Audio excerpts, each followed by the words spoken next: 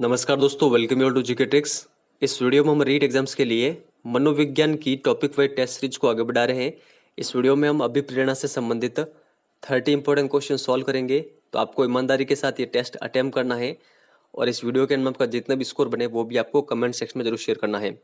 और आपको टारगेट रखना है कि आप इन 30 क्वेश्चन में से 20 क्वेश्चन के आसपास सही कर पाएँ और हर क्वेश्चन तक आप अपनी पहुंच जरूर रखें।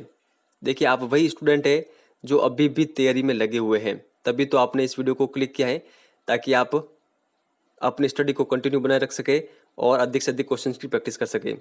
लेकिन अधिकतर स्टूडेंट ऐसे भी हैं जिन्होंने अभी तैयारी छोड़ दी है, लेकिन वो बहुत बड़ी गलती कर रहे हैं। आपको ऐसी गलती नहीं करना है, अपनी स्टडी को निरंतर बनाए रखना है। तो चलिए शुरुआत करते हैं। यहाँ पर हमारा फर्स्ट क्वेश्चन है, अभिप्रेरणा से संबंधित व्यवहार का लक्षण है दिवास्वप्न, उत्सुकता, आलस्य या फिर कुसंयोजन। तो आपको बताना है यहाँ पर करेक्ट आंसर क्या होगा। तो यहाँ पर हमारा करेक्ट आंसर होगा अभिप्रेरणा से संबंधित यहाँ पर जो व्यवहार का लक्षण है वो है उत्सुकता। ऑप्शन नंबर सेकंड हमारा करेक्ट आंसर होगा। तो ये आपको ध्यान रखना है।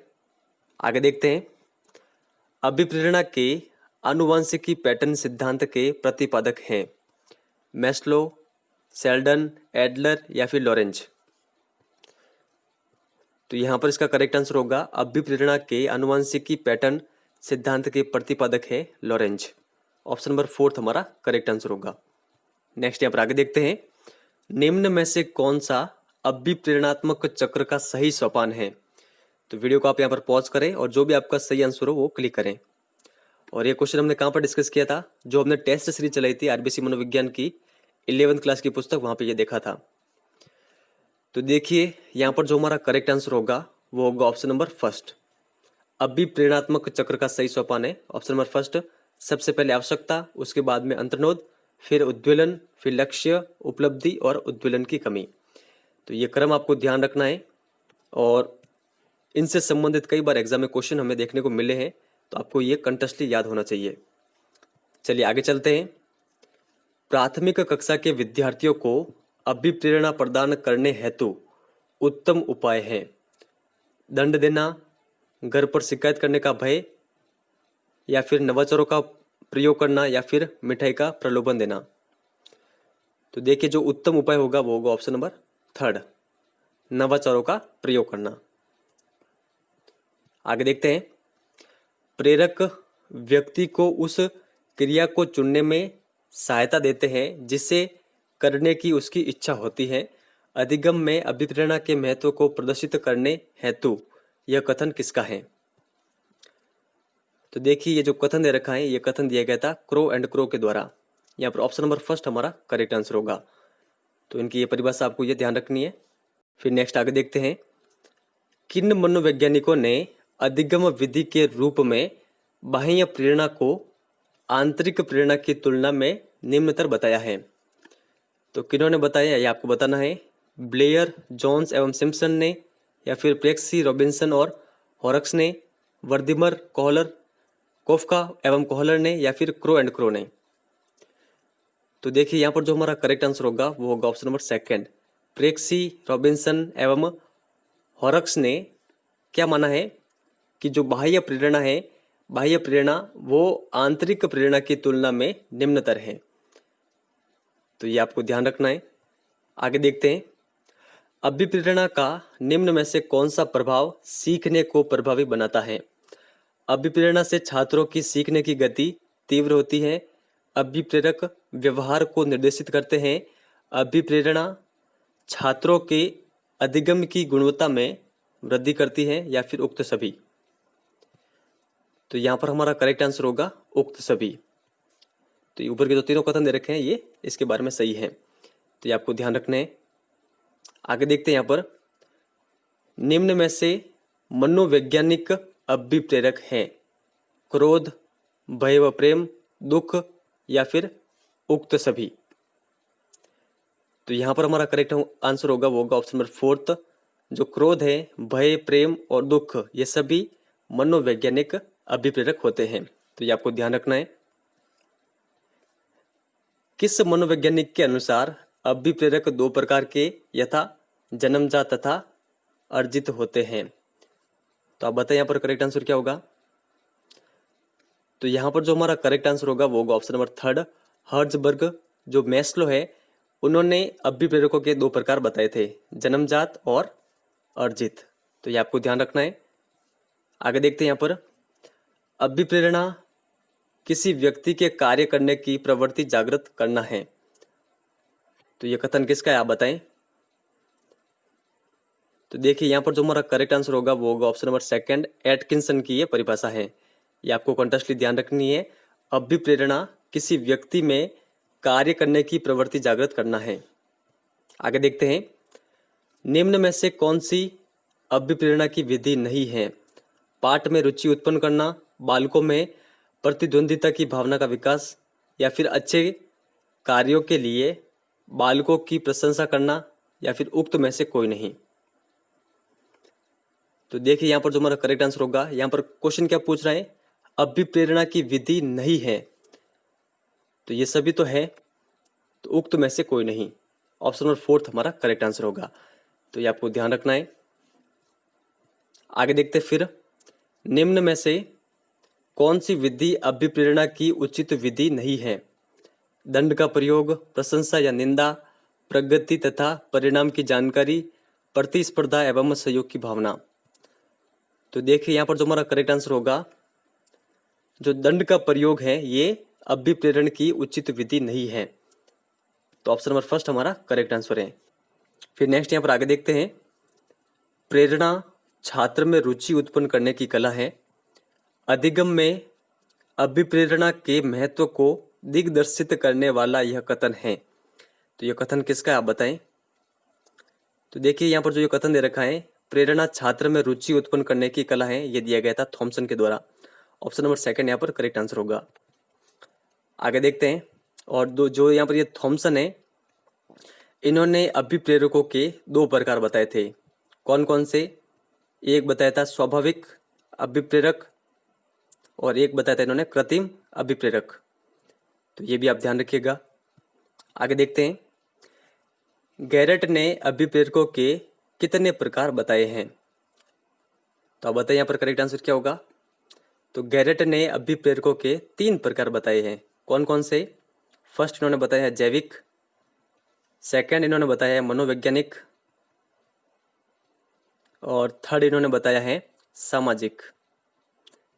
तो ये आप ध्यान रखिएगा, ये 3 अभिप्रेरक बताए गए हैं गैरेट के द्वारा। आगे देखते हैं, निम्न में से अधिगम सीखने के लिए सर्वाधिक महत्वपूर्ण कारक कौन सा है। अभिप्रेरणा, अच्छा शैक्षिक वातावरण, शिक्षण विधि, या फिर शिक्षक। तो देखिए यहाँ पर जो करेक्ट आंसर होगा, अधिगम के लिए सर्वाधिक महत्वपूर्ण कारक होता है अभिप्रेरणा। ऑप्शन नंबर फर्स्ट हमारा करेक्ट आंसर होगा, ये आपको ध्यान रखना है। आगे देखते हैं, निम्न में से आंतरिक या स्वाभाविक अभिप्रेरक हैं। भय, आदत, अनुकरण, या फिर प्रशंसा। तो देखिए यहाँ पर जो हमारा करेक्ट आंसर होगा, आंतरिक या स्वाभाविक अभिप्रेरक होता है अनुकरण। ऑप्शन नंबर थर्ड हमारा करेक्ट आंसर होगा, ये आप ध्यान रखिएगा। भय किस प्रकार का अभिप्रेरक है, भय है मनोवैज्ञानिक अभिप्रेरक, ये आपको ध्यान रखना है। और जो आदत है ये किस प्रकार का अभिप्रेरक है, ये है व्यक्तिगत अभिप्रेरक, ये आपको ध्यान रखना है। और प्रशंसा किस प्रकार के अभिप्रेरक है, तो ये है नकारात्मक अभिप्रेरक। तो ये सारे आप ध्यान रखिएगा। आगे देखते हैं, अभिप्रेरणा के संदर्भ में भूख है। तो भूख क्या है, आवश्यकताएं, अंतर्नोद, प्रेरणा, या फिर उद्देश्य। तो अभिप्रेरणा के संदर्भ में भूख होती है अंतर्नोद। ऑप्शन नंबर सेकंड हमारा करेक्ट आंसर होगा। आगे देखते हैं, प्रेरणा व्यक्ति की वह दशा है जो उसे निश्चित व्यवहार करने के लिए निश्चित लक्ष्य की ओर उत्तेजित करते हैं। तो ये परिभाषा किसकी आप बताएं। तो देखिए यहाँ पर जो परिभाषा दे रखी है ये दी गई थी वुडवर्थ के द्वारा। यहाँ पर ऑप्शन नंबर फोर्थ हमारा करेक्ट आंसर होगा। तो ये आप कंटेक्स्टली ध्यान रखिएगा, कीवर्ड के रूप में आपको ध्यान रखना है निश्चित व्यवहार और निश्चित लक्ष्य। आगे देखते हैं, यहाँ पर अभिप्रेरणा के संज्ञानवादी व्यवहार सिद्धांत का प्रतिपादन किसने किया। तो आप बताइए किसने किया। तो यहाँ पर हमारा करेक्ट आंसर होगा, ये किया था ऑप्शन नंबर फर्स्ट लेविन न्यूकाम्ब एवं वर्धीमर के द्वारा। ऑप्शन नंबर फर्स्ट यहाँ पर करेक्ट होगा। आगे देखते हैं यहाँ पर अभिप्रेरण के मुख्य सामान्य प्रकार होते हैं। तो कितने होते हैं आप बताएं। ये होते हैं 2 प्रकार। कौन कौन से? जैविक अभिप्रेरण और मनोसामाजिक अभिप्रेरण।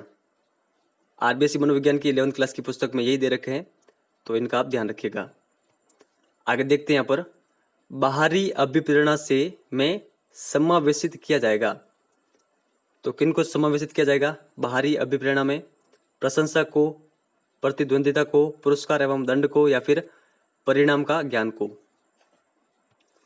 तो इन सभी को शामिल किया जाएगा बाहरी अभिप्रेरणा में। तो डी नंबर ऑप्शन यहाँ पर करेक्ट होगा। नेक्स्ट आगे देखते हैं अभिप्रेरणा के आवश्यकता पदानुक्रम सिद्धांत का प्रतिपादन किसके द्वारा किया गया था? मैस्लो, सिगमंड फ्रायड, एरिक्सन, या फिर कोई नहीं। तो यहाँ पर हमारा करेक्ट आंसर होगा मैस्लो ने किया था अभिप्रेरणा के आवश्यकतावादी जो पदानुक्रम सिद्धांत है उसका प्रतिपादन। और इसमें इन्होंने कितनी आवश्यकताएं बताई है अभिप्रेरणा के लिए? 5 आवश्यकताएं बताई हैं। ये आवश्यकताएं मैं आपको पहले कई बार बता चुका हूं। जो स्टूडेंट रेगुलर है अगर उन्हें आती हैं तो आप कमेंट सेक्शन में लिख के जरूर बताएं। आगे देखते हैं अभिप्रेरणा को अधिगम का आधार कहा है? तो किसने कहा है आप बताएं। वैलेंटाइन, सोरेनसन, हर्लॉक, या फिर वाटसन। तो अभिप्रेरणा को अधिगम का आधार कहा है सोरेनसन ने। ऑप्शन नंबर सेकंड यहाँ पर करेक्ट है। आगे देखते हैं अभिप्रेरणा के सिद्धांतों से संबंधित कौन सा युग्म असंगत है? उपलब्धि अभिप्रेरणा का सिद्धांत डेविस सी मैक्लिनैंड, आवश्यकतावादी सिद्धांत मैस्लो, उत्तेजना सिद्धांत बर्लिन एवं हेब, विरोधी प्रक्रिया सिद्धांत एटकिंसन। तो देखिए यहाँ पर जो हमारा करेक्ट आंसर होगा वो होगा ऑप्शन नंबर 4। तो विरोधी प्रक्रिया सिद्धांत ये एटकिंसन के द्वारा नहीं दिया गया था। तो ये सिद्धांत किसके द्वारा दिया गया था? ये सिद्धांत दिया गया था सोलोमन और कॉर्बिट के द्वारा। तो ये आप ध्यान रखिएगा। और ऊपर के जो ये तीनों हैं ये तीनों करेक्ट हैं, तो इनके बारे में भी आप ध्यान रखिएगा। आगे देखते हैं निम्न में से कृत्रिम अभिप्रेरक हैं पुरस्कार, प्रशंसा, दंड, या फिर उक्त सभी। तो ये सभी कृत्रिम अभिप्रेरक हैं, तो उक्त सभी हमारा करेक्ट आंसर होगा। निम्न में से कौन सा अभिप्रेरक सामाजिक अभिप्रेरक हैं? संबंधन अभिप्रेरक, शक्ति अभिप्रेरक, उपलब्धि अभिप्रेरक, या फिर सभी। तो देखिए यहाँ पर जो हमारा करेक्ट आंसर होगा ये तीनों सामाजिक अभिप्रेरक हैं। कंटेस्टली आपको ये ध्यान रखना है। तो सभी हमारा करेक्ट आंसर होगा। आगे देखते हैं अंतर्नोद सिद्धांत के अनुसार अंतर्नोद के कारण अभिप्रेरणा होती है। अंतर्नोद किस पर आधारित है? मूल प्रवृत्ति पर, संज्ञान पर, आवश्यकता पर, या फिर प्रलोभन पर। तो अंतर्नोद ये आधारित होती है आवश्यकता पर। ऑप्शन नंबर 3 हमारा करेक्ट आंसर होगा। आगे देखते हैं जो बालक जीवन में अत्यधिक प्रशंसा की इच्छा रखते हैं उनमें कौन सी अभिप्रेरणा पाई जाती है? तो इनमें पाई जाती है उपलब्धि अभिप्रेरणा, अचीवमेंट मोटिवेशन। तो ये आपको ध्यान रखना है। आगे देखते हैं अभिप्रेरणा से तात्पर्य एक प्रेरक तथा कर्षण बल से होता है जो खास लक्ष्य की और व्यवहार को निरंतर ले जाता है। उक्त परिभाषा है मॉर्गन, किंग व विज, स्कोपलर, या फिर सभी। तो देखिए यहाँ पर जो हमारा करेक्ट आंसर होगा अभिप्रेरणा की जो ऊपर परिभाषा दे रखी है ये इन सभी की है, मॉर्गन की, किंग व विज और स्कोपलर की। तो ये आपको ध्यान रखना है, सभी हमारा करेक्ट आंसर होगा। और हमारा लास्ट क्वेश्चन है किसी अरुचिकर कार्य को संपन्न कराने हेतु शिक्षक विद्यार्थियों को किस प्रकार अभिप्रेरित करना चाहिए? तो शिक्षक को किस प्रकार विद्यार्थियों को अभिप्रेरित करना चाहिए? पिटाई का डर दिखाकर, परीक्षा में फेल करने की धमकी देकर, घर पर शिकायत का भय दिखाकर, या फिर छात्रों को समय समय पर उसकी सफलता व प्रगति के बारे में बताकर। तो देखिए इसका जो भी करेक्ट आंसर आपको लगता है वो आप कमेंट सेक्शन में लिख के जरूर बताएं। और आपका जितना भी स्कोर आए वो भी आप कमेंट सेक्शन में लिख के जरूर बताएं। अगर ये वीडियो आपको अच्छा लगा हो तो लाइक और शेयर जरूर करें। और जो हमारा नेक्स्ट वीडियो होगा उसका डिस्क्रिप्शन में मेंशन है कि नेक्स्ट वीडियो हमारा किस पर होगा। तो फ्रेंड्स इस वीडियो में इतना ही है। अगर वीडियो आपको अच्छा लगा हो तो लाइक और शेयर जरूर करना। धन्यवाद।